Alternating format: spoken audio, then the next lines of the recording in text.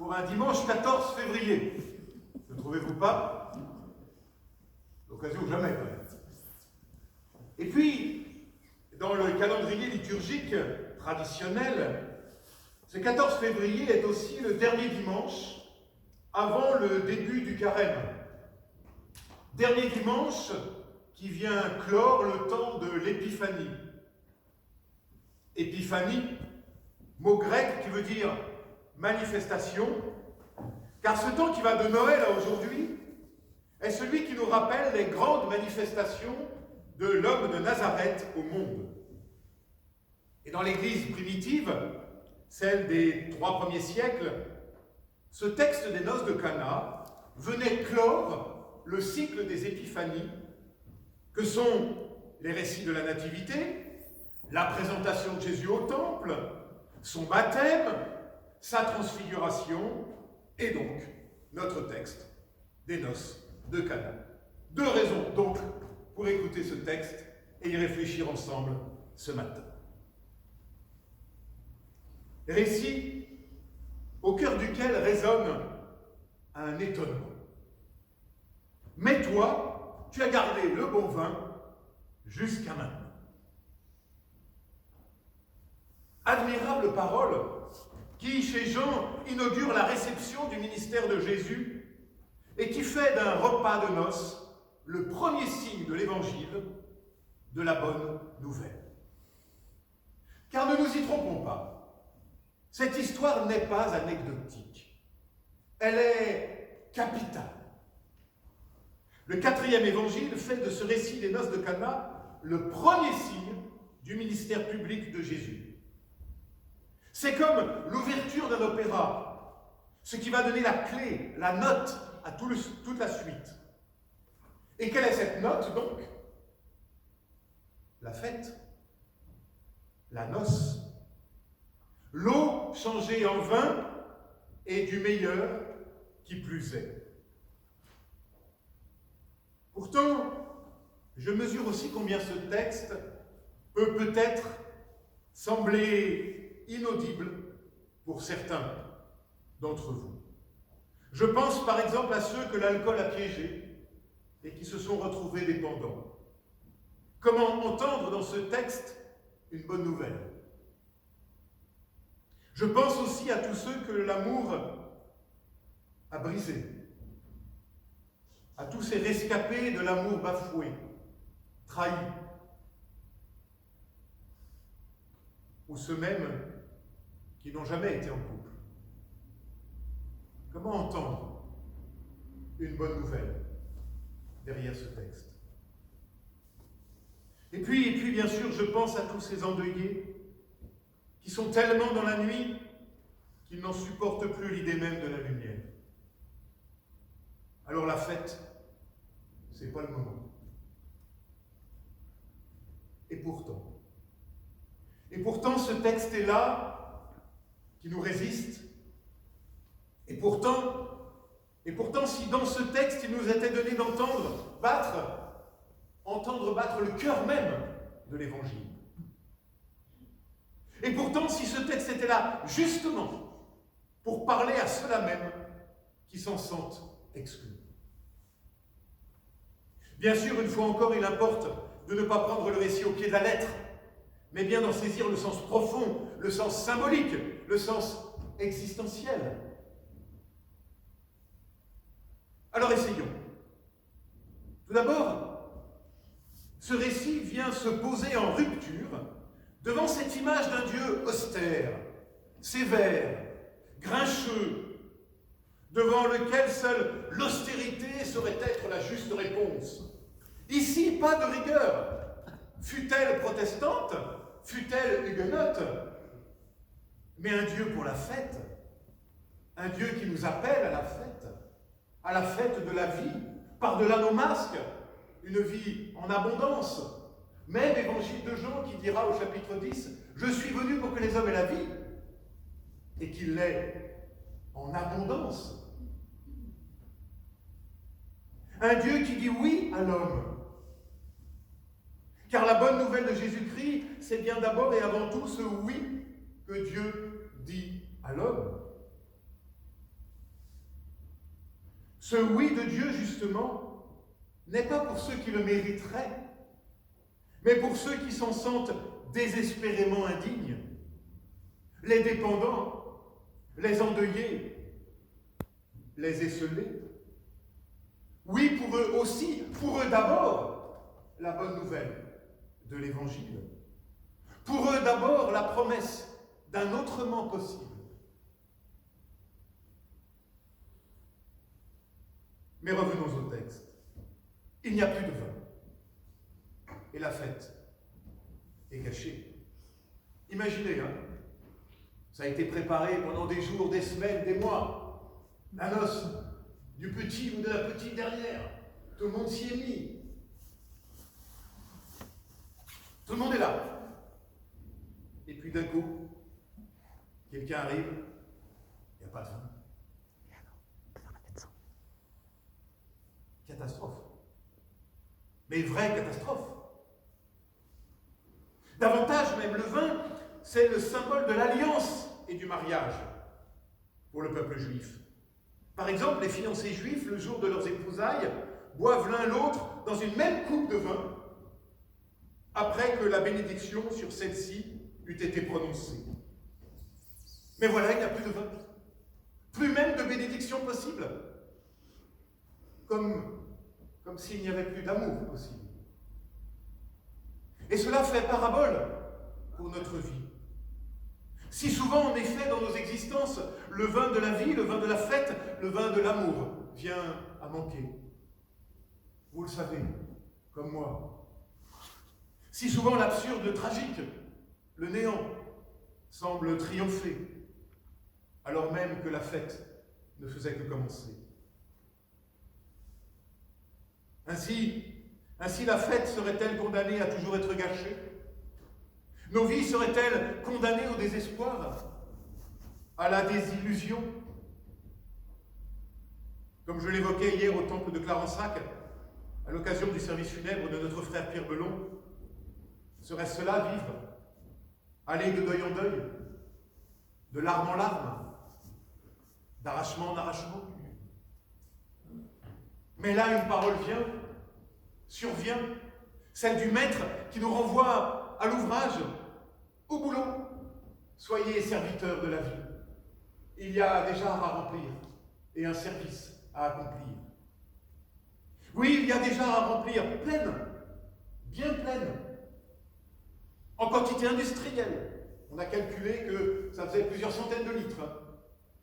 Pas à moitié. Jamais à moitié. Ne faites jamais, ne faisons jamais les choses à moitié. À ras-bord, dit le texte.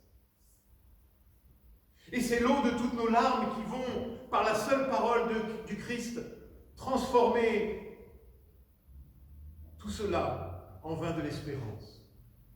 Oui, l'eau de nos larmes s'en viennent être transformées par la parole du Maître en vin de la confiance et de l'espérance. Voilà le résumé de tout l'Évangile. C'est l'eau de tous nos manques, de toutes nos fadeurs, de toutes nos aigreurs, de toutes nos trahisons même parfois, qui sont transformées par sa parole en confiance, en vin de la confiance, en vin de la fête, en vin de l'espérance, et du bon vin qui a du goût. Étrange précision quand même que nous donne le 4e évangile.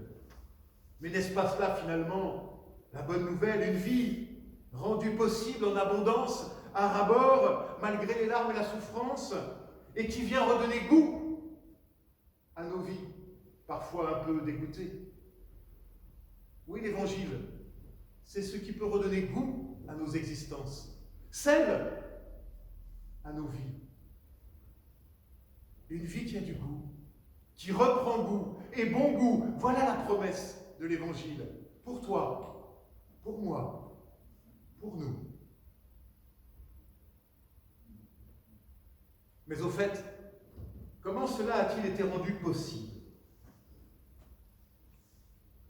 Par la seule force d'une parole, pas d'abord celle de Jésus, celle de Marie, qui interpelle son fils. Et puis celle du fils, qui apostrophe sa mère. Et puis celle de Marie encore, qui commande au serviteur, sans se laisser désarçonner. Alors je voudrais encore ici souligner 2 points. Le premier, c'est celui de la rudesse, semble-t-il, de la réponse de Jésus. « Femme, que me veux-tu » Ça semble pas très sympathique. Le grec dit littéralement, une formule un peu bizarre, « Qu'y a-t-il entre toi et moi ?» Qu'y a-t-il entre toi et moi? Alors en fait, ça reprend mot à mot une expression hébraïque, une expression juive, maliwalak en hébreu. Expression qui sert non pas à dire une opposition, mais bien plutôt à conjurer une menace de conflit, qui souligne un quiproquo possible. Et le 4e évangile aime jouer sur les quiproquos. Il en fera même un de ses ressorts narratifs. Alors Jésus semble ne pas comprendre, ou plutôt ne pas être compris sur la nature de son ministère. Que répond-il d'abord? Eh bien, il dit, je ne suis pas venu pour me mêler des histoires d'intendance, quand même. Attention de ne pas me confondre avec un magicien au super pouvoir. Et il a raison de le préciser. Nous autres, souvent, tomberons dans le piège. Mais en même temps qu'il remet les pendules à l'heure, si j'ose dire, il comprend aussi ce que Marie demande en profondeur. Que derrière le geste, il y a le signe, le sens profond de ce signe, comme nous venons de le voir. Et voilà peut-être le second enseignement de notre texte. Oser risquer l'incompréhension, la dispute, la parole rugueuse, le conflit peut-être parfois. Parabole, encore une fois, pour nos vies. Oser la controverse,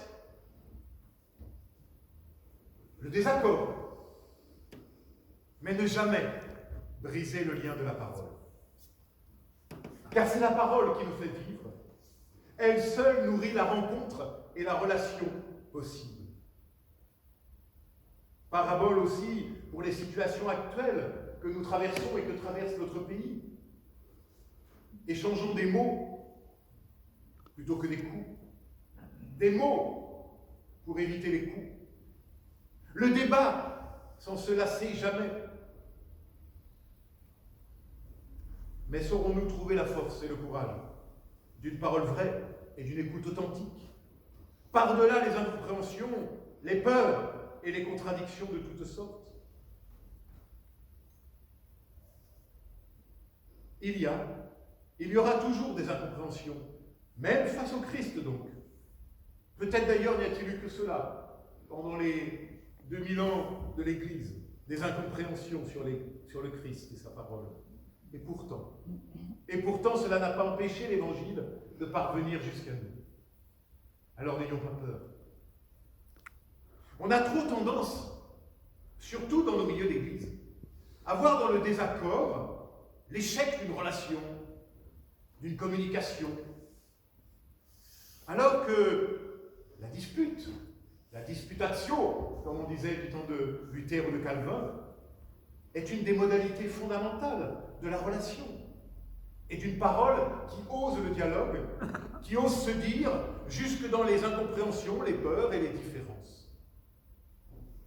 Et j'aime que ce quiproquo nous soit donné à réfléchir ce matin, quelques mois avant mon arrivée définitive parmi vous.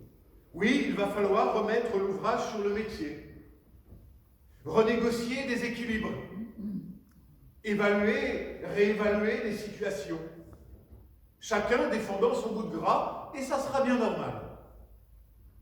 Mais il nous faudra aussi apprendre à ne pas en rester là et à aller plus loin, ensemble, dans la réconciliation toujours promise. Et nous pouvons témoigner, nous, Église protestante unie de France, nous pouvons témoigner aux yeux du monde que ceux qui furent jadis ennemis, réformés et luthériens, se reconnaissent aujourd'hui comme frères et sœurs dans la foi et capables de vivre ensemble dans une même Église. C'est possible. Nous l'avons fait. Parce que nous avons su reconnaître qu'entre nous, il y a davantage qu'une histoire de conflits passés, davantage que des désaccords hérités de l'histoire. Entre nous, il y a d'abord le Christ, et c'est lui qui nous unit. Et ce qui est vrai pour l'histoire entre réformés et luthériens dans notre pays est vrai aussi pour Vergès ou pour Galargue ou pour Codognan. En tout cas, j'ose le croire. Et je suis sûr que vous m'y aiderez.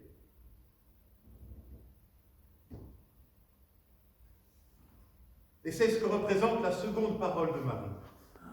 Faites tout ce qu'il vous dira. Oui, il faut la confiance, car c'est le ressort de la vie. Alors en ce 14 février, vous savez, foi, fiance, fiançailles, confiance. Tout ça, c'est le même mot. C'est la même étymologie. Tout ça relève non seulement de la même étymologie, mais du même mouvement. Témoigne de la même chose. Restez ouvert à l'autre qui vient. Le poing non plus dressé, mais la main ouverte.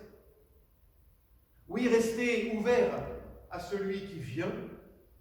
Restez ouvert à son Dieu. Restez ouvert à soi-même. Et dans notre récit de Cana, finalement, qu'est-ce qui rend tout ça possible? La parole, je le dis. Mais la parole de qui en premier? Marie. Et j'en termine avec ce dernier point, la voix de Marie. J'aime aussi que la voix de Marie nous soit donnée à méditer ce matin. Une voix de femme qui s'élève et qui résonne jusqu'à nous aujourd'hui et jusqu'en éternité. Elle ne dit pas grand-chose, mais l'essentiel. Ils n'ont plus de vin. La reconnaissance que quelque chose ne va pas. Elle ne nie pas, elle ne triche pas, ils n'ont plus de vin. Et puis, faites tout ce qu'il vous dira. La parole de la confiance, totale, absolue.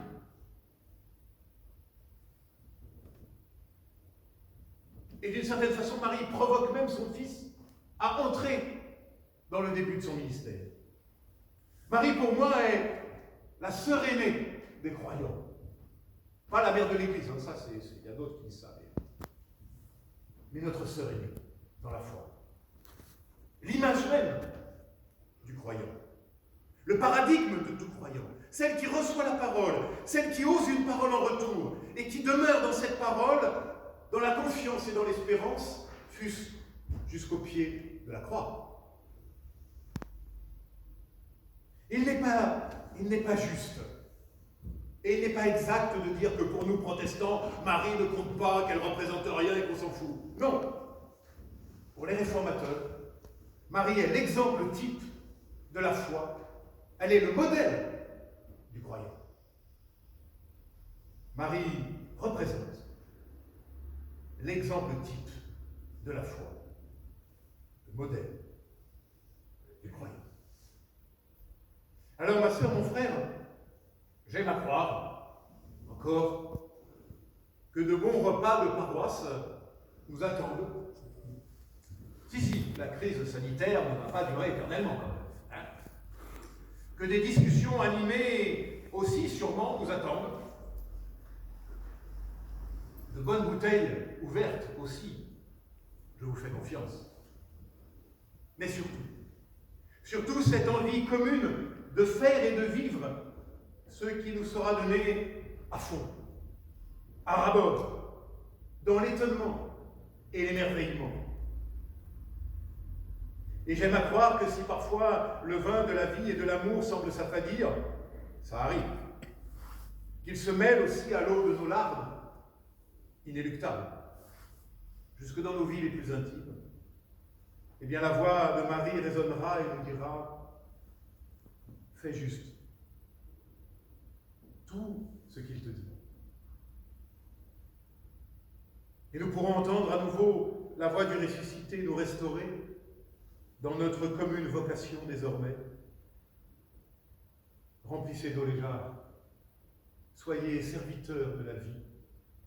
Oui, il y a des jarres à remplir, pleines, bien pleines, pour aller désormais côte à côte, en pèlerin de lumière et de joie. Amen.